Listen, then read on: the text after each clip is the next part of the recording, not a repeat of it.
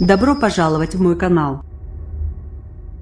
Par Manon Malher, mis à jour le 27 122 017 à 1943, publié le 27 122 017 à 1801. Le nombre de demandeurs d'emploi s'établit fin novembre à 3,7 millions de personnes.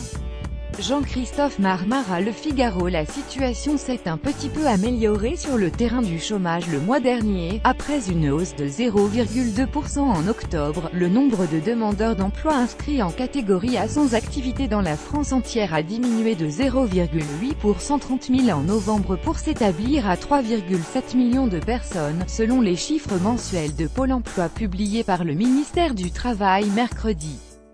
Sur les 3 derniers mois, la baisse est encore plus conséquente puisqu'elle est de 2,3%. Ce bon résultat doit toutefois être nuancé. Et pour cause, le nombre de personnes inscrites en catégorie B et C a au contraire augmenté. Il s'agit des personnes tenues de chercher un emploi qui sont en activité réduite, qui font des petits boulots de plus ou moins 78 heures par mois.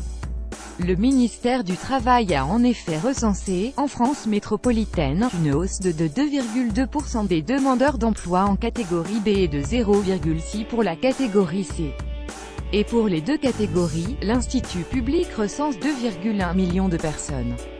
Bref, au total, le nombre de demandeurs d'emploi, toutes catégories confondues A, B et C, s'établit en France à 5,919 millions contre 5,923 en octobre. Ces données sont à prendre avec beaucoup de prudence du fait de leur forte volatilité d'un mois à l'autre. C'est d'ailleurs la raison pour laquelle la ministre du Travail Muriel Pénicaud a décidé lorsqu'elle est arrivée au gouvernement en mai dernier de ne plus les commenter, privilégiant les évolutions trimestrielles.